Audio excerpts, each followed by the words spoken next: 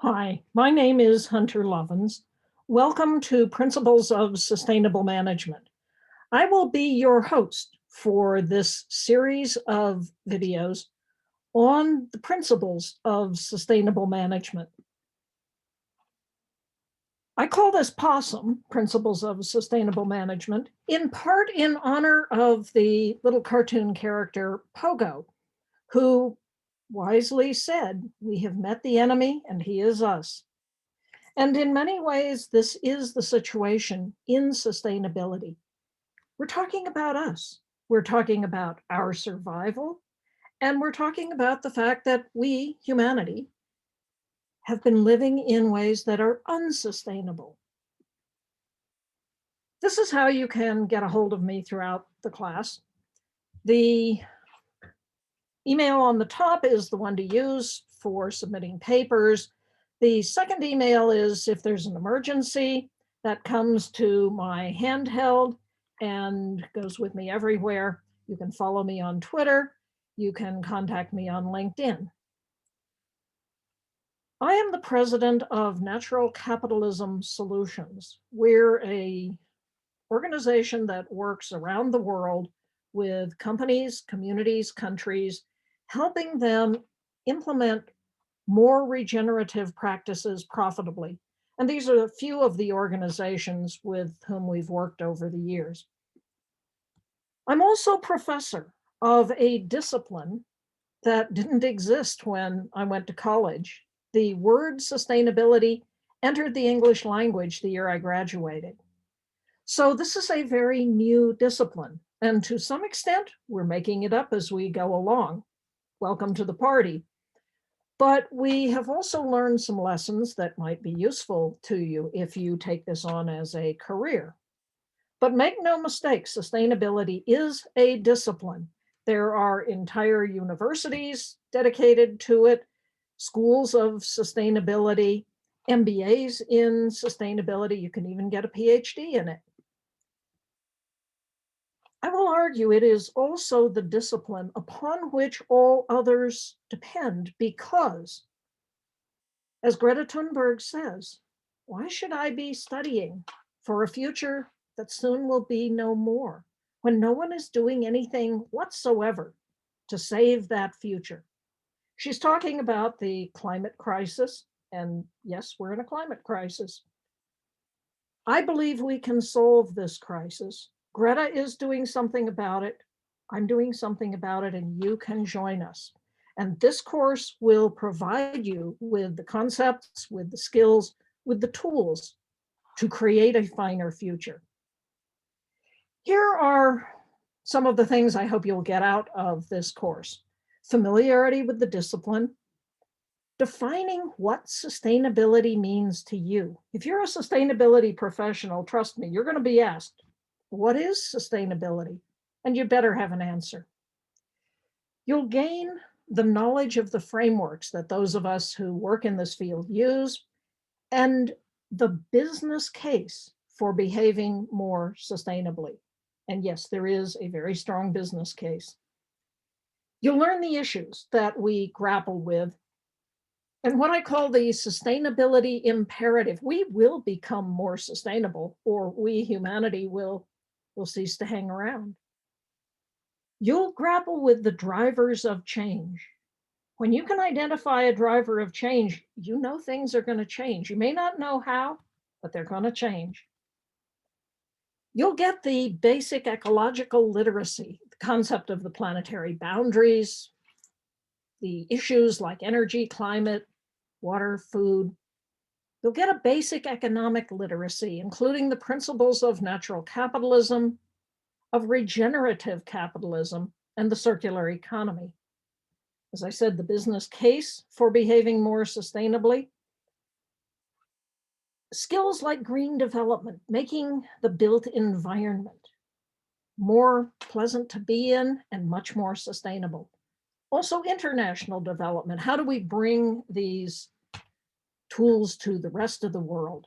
How do we learn from the rest of the world where they may be doing things better than we are?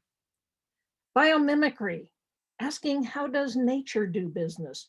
Nature makes a wide array of products and services very differently than we do. Nature runs on sunlight with no waste.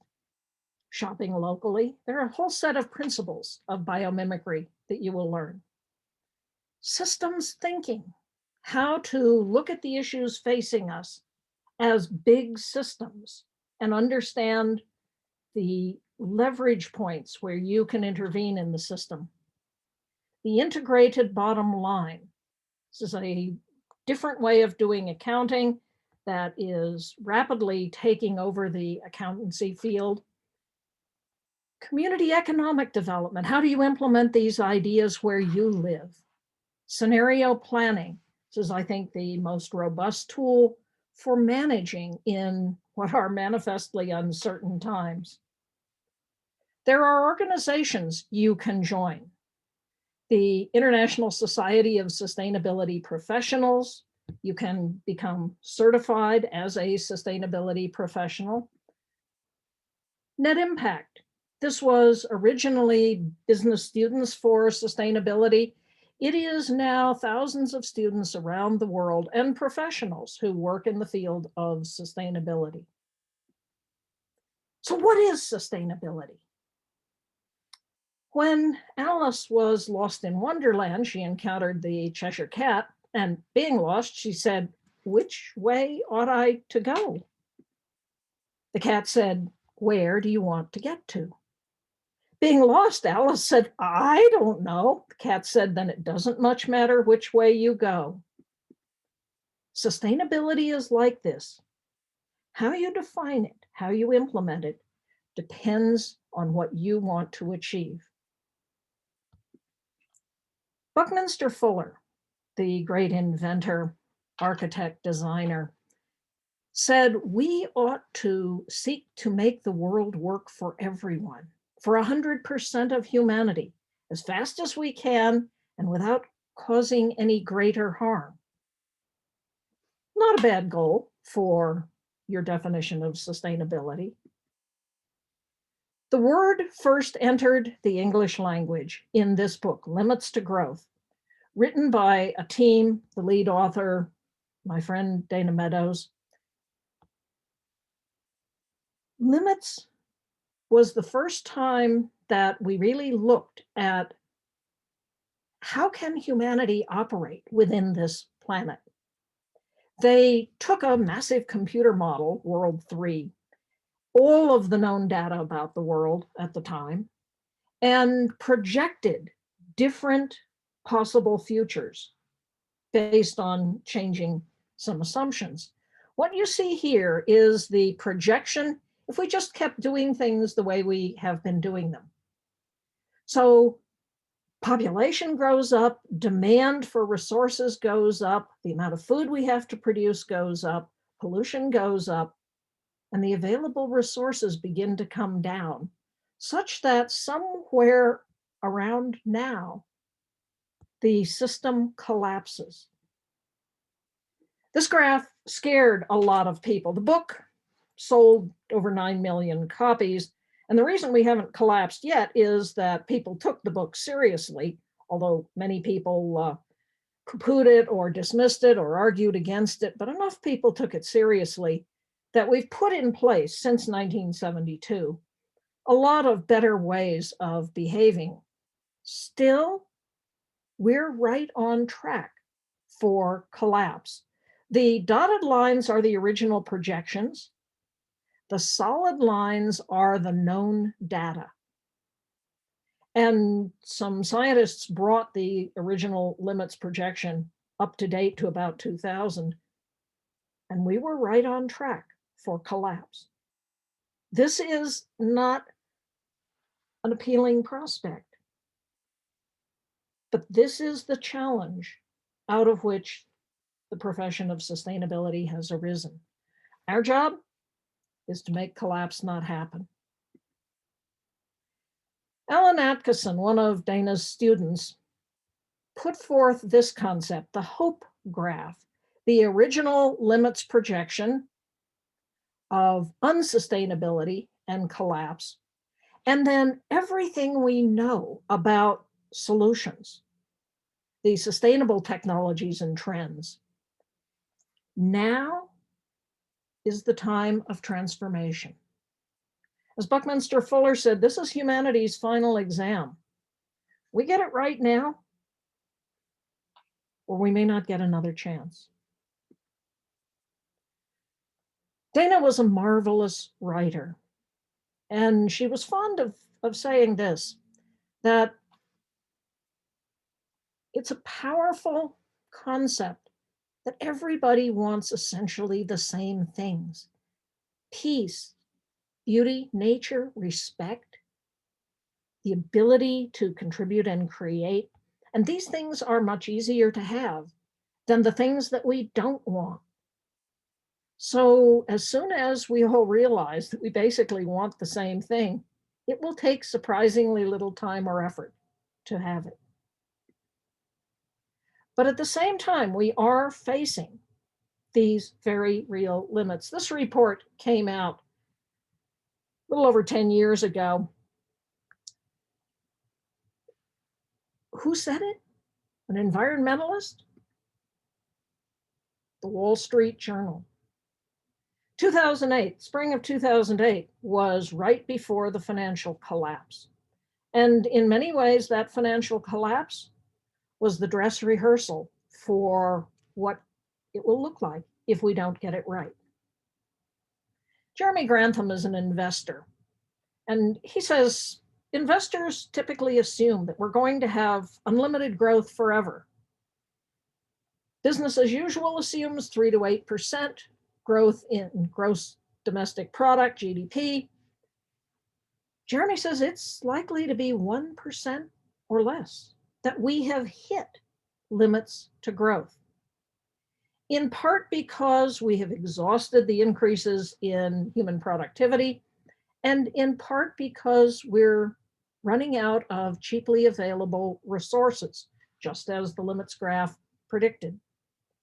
These are 3 of the oil majors, and what they paid in increase in capital expenditure versus increase in what they got for that increase in spending.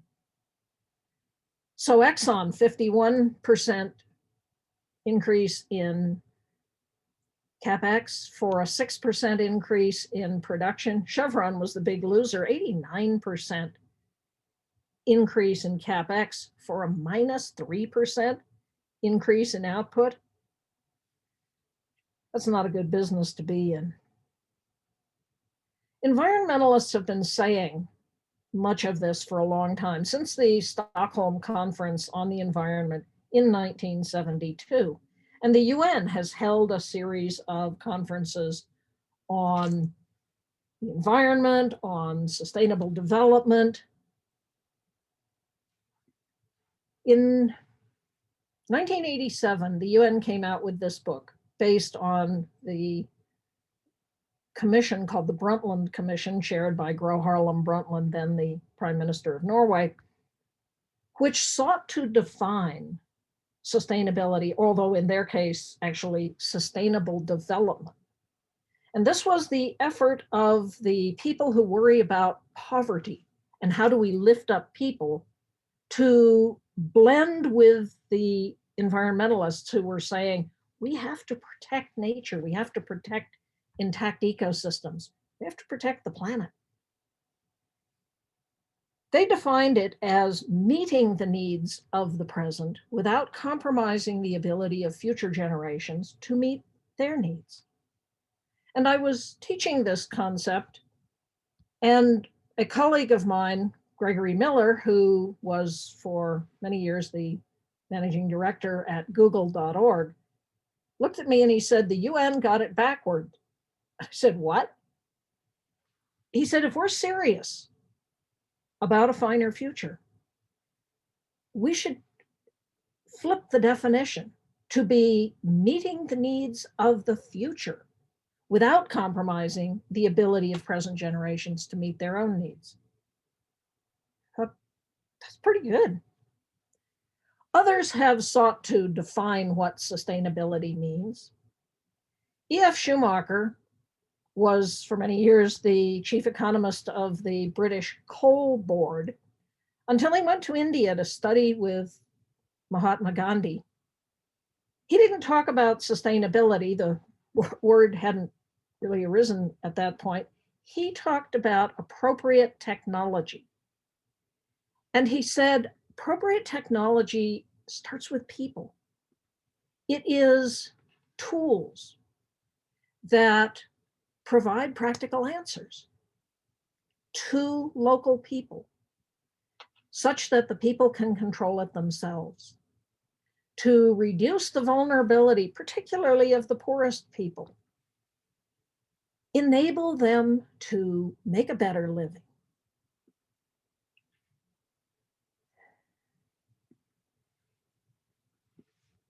It is a way of helping poor communities get what they need: water, food, housing, energy,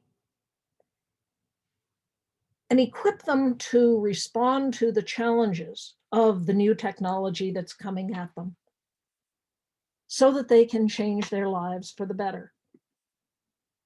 Jonathan Porritt, who advisor to the Prince of Wales in England and founder of Forum for the Future, said sustainable development is a process that enables all people to realize their potential and improve their quality of life in ways that protect and enhance Earth's life support systems. My friend Randy Hayes, founder of Rainforest Action Network, puts it a little bit differently: diverse and rewarding lifestyles that many would want to emulate, and that if we all did, the planet's natural systems and wildlife populations would flourish increasingly each generation. So things get better over time because we've changed the way we live, and we've changed the way we live because we want to. It gives us a better quality of life. So what's your definition of sustainability? Write it down. Think about it. And keep that definition, because I guarantee you it will change over time. It will also change depending on the audience to whom you're speaking. Here's mine. Sustainability is the outcome of a regenerative economic system, and it's the emergence into a way of being that empowers us all to prosper, meet our needs, and attain our highest aspirations within the boundaries of a living planet.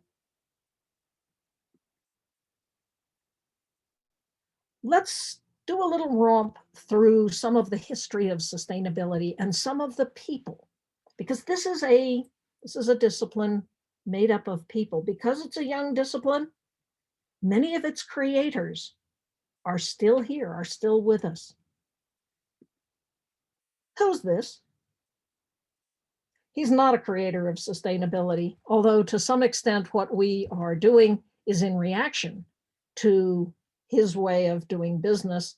This is John D. Rockefeller, one of the original robber barons, founder of Standard Oil, who believed that the goal of life, of the economy, should be to get just as rich as you can. Milton Friedman.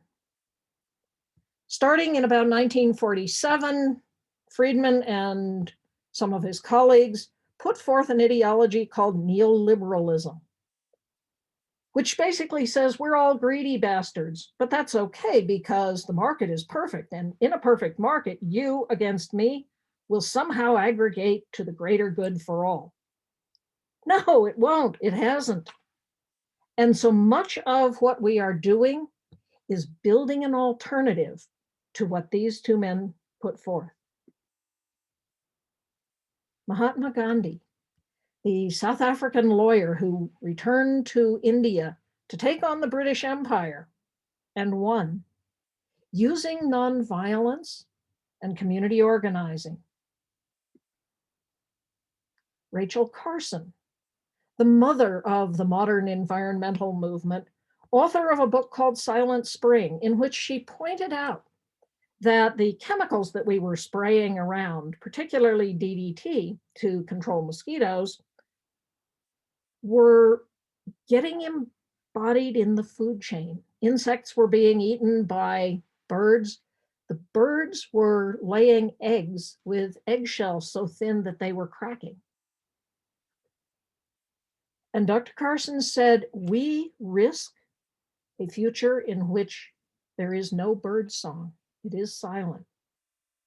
And obviously, if we lose the birds and the other creatures, we're not far behind. Dr. Martin Luther King. Sustainability is as much about people as it is about the environment. I was honored to know Martin King briefly when I was very young. My father worked with him and with Cesar Chavez, the great organizer who worked with some of the poorest in our country, the farm workers out in California. Cesar was a dear, humble man. Bucky. Bucky is in many ways one of the fathers of modern sustainability. If you read his book, Operating Manual for Spaceship Earth, you get most of the concepts that we've all been talking about since then. One of the other fathers of modern sustainability is Walter Stahl, a Swiss architect who created the term cradle to cradle and the circular economy. You may have heard that used by other people. It owes back to Walter. Dana Meadows, of course. Dana was brilliant biochemist, PhD, also a Vermont sheep farmer, and brilliant writer. It's worth reading Dana's books, articles. There is a Danella Meadows archive where you can get her writing. Herman Daly. Herman, along with Bob Costanza, are two of the fathers of what is called ecological economics. And we'll talk more about this when we talk about economics. Hazel Henderson, the mother of new economic thinking, also one of the early pioneers in renewable energy. E.F. Schumacher, Fritz, and Lester Brown. Lester was our generation's statistician, created the World Watch Institute to track what's happening in the world. You'll know one of these. The other is David Brower, father of the modern environmental movement, and my old boss. Dave was once asked by Russell Train, who ran at the time the Environmental Protection Agency, to be reasonable. And Dave looked at him and said, reasonable people have never accomplished anything. Because of Dave, we still have the Grand Canyon. He fought the Bureau of Reclamation, which wanted to put a big dam across it. They said, well, you can motorboat up to the edge to see it better. And Dave said, would you flood the Sistine Chapel to get a closer look at the ceiling?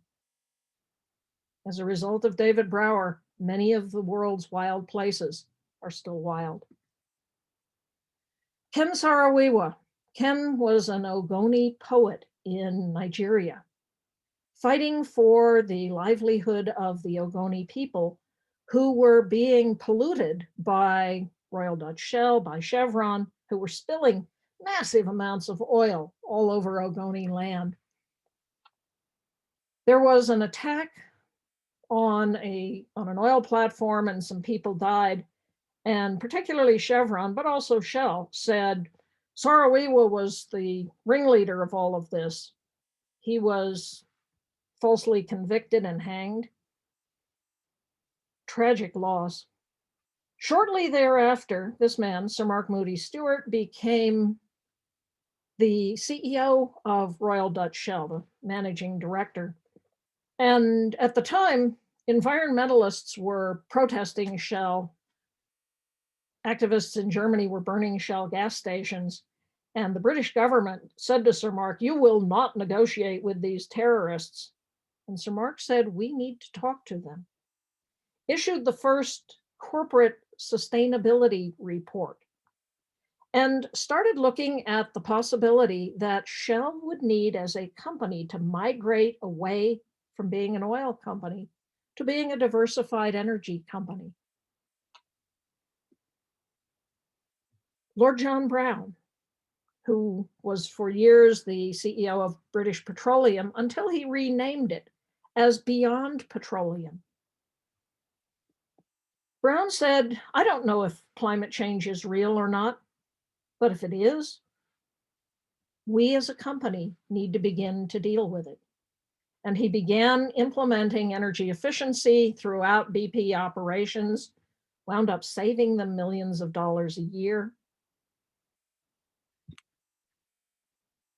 You know one of these.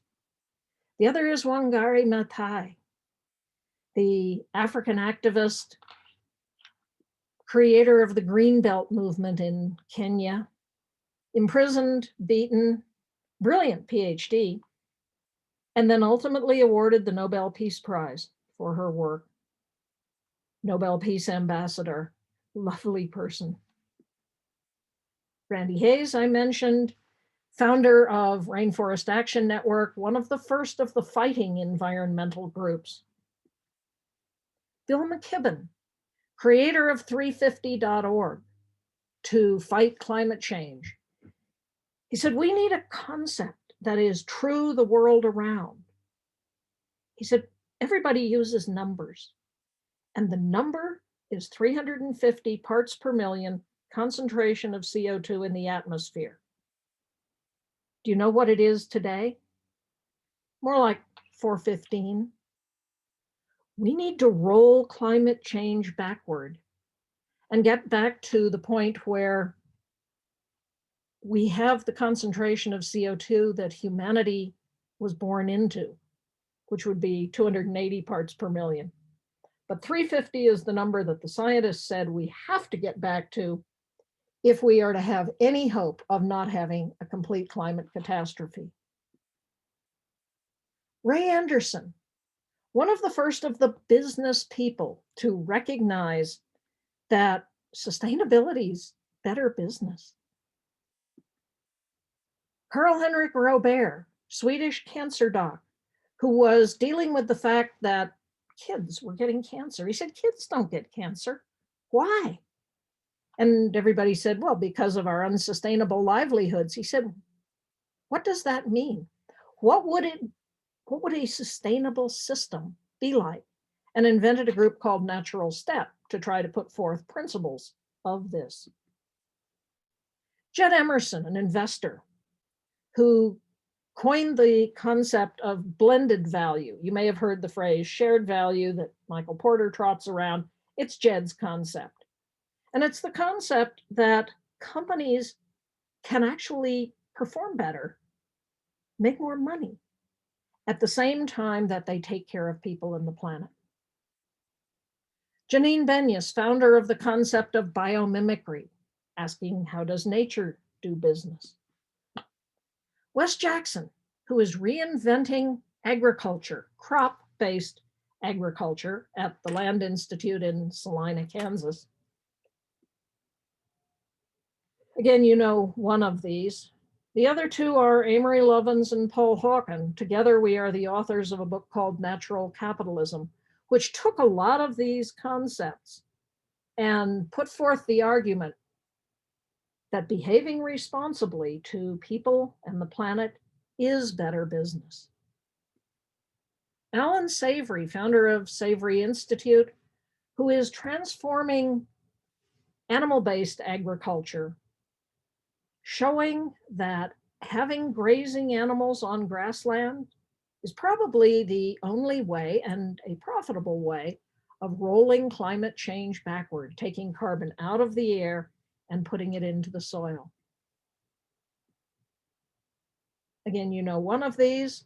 The other is Vandana Shiva, the great Indian biologist who is fighting biopiracy.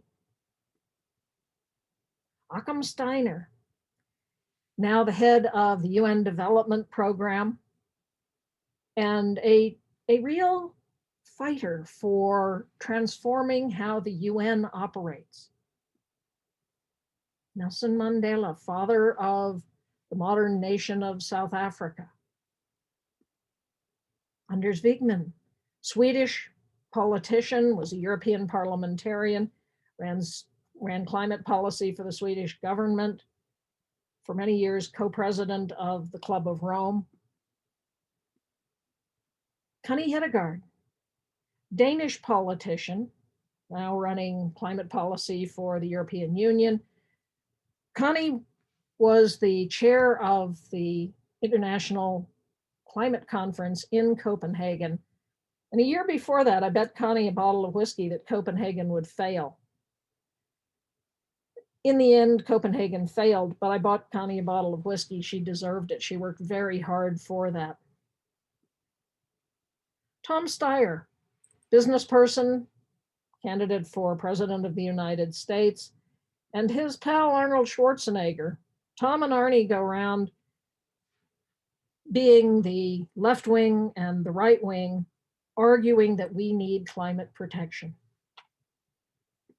Christiana Figueres, who ran the Paris Climate Summit, where we did seal the deal, now working on a group to bring optimism to all of this effort. Jigar Shah, entrepreneur, founder of Sun Edison, one of the early solar energy companies, and creator of the concept of no money down. How do you enable people to afford renewable energy? Sell it to them at no money down, and then take your payout from the money that they save. Andrew Winston, author of the book The Big Pivot, and now working on a new book with Paul Polman called Net Positive, about how companies ought to, in everything they do, benefit the people and the planet. Kate Rayworth, author of Donut Economics, this concept that, yeah, there are planetary boundaries we cannot go above, but there are also human minimums that we cannot fall below. In the middle is this sweet spot, the regenerative and just operating space for humanity. Donut economics is now being implemented in cities around the world. Stu Hart created one of the first sustainability programs in a business school, and then replicated it again at a number of other business schools, even in India. Co-author with C.K. Prahalad of the Harvard Business School report, Fortune at the Base of the Pyramid, about how companies can do international development in ways that are profitable to them. Gifford Pinchot, creator of the concept of intrapreneuring, of working within companies to implement these concepts. Eben Goodstein, founder of the Bard MBA in sustainability. This is an MBA in which every class is taught from the perspective of how do you honorably do business in this time of crisis. Catherine Greener, my colleague, creator of the concept of reinvent everything. In business, this is what we're going to have to do, reinvent everything.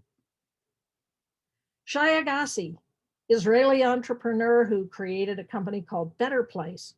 The idea that if you have an electric car, rather than taking a long time to charge it up, design it so that you pull into a station and at the same time and price point as filling up with gasoline, you just swap out the battery. Brilliant idea. Overcome by this entrepreneur, South African, Elon Musk. Now the richest man in the world, Tesla, his company now has a higher market capitalization than Exxon. Dr. Xi, Chinese entrepreneur, first green billionaire, founder of a solar company in China. Jeffrey Hollander, founder of Seventh Generation, now working with the American Sustainable Business Association. Billy Parrish, Dan Rosen, founders of Solar Mosaic. Not everyone can afford to buy solar for their home, maybe they rent, but they can invest in Mosaic and buy a piece of a solar operation. Paul Pullman, CEO of Unilever, who within a week or so of becoming the CEO said, we're not going to report quarterly. Companies, in theory, report quarterly because Wall Street analysts want to know if the company made more profit this quarter than last quarter. And if not, they start to look askance at them. Paul said, you can't run a great company on a 90-day rotation. Investing in what we need to create more sustainable companies will take time. Act of amazing courage. And I asked Paul, how did you do that? He said, they just hired me. I didn't think they'd fire me. Paul grew Unilever enormously and grew stock value enormously as well. Mary Barra, CEO of General Motors, committing the company to electrification. The iconic American muscle car company is going green. Mary Powell, CEO of Green Mountain Power, a utility that's going green. These are a few of the thousands of people around the world who are implementing these ideas. And they believe, as I do, as Hemingway said, everything is your fault if you're any damn good. So welcome to sustainability. I hope you will join me in creating a finer future.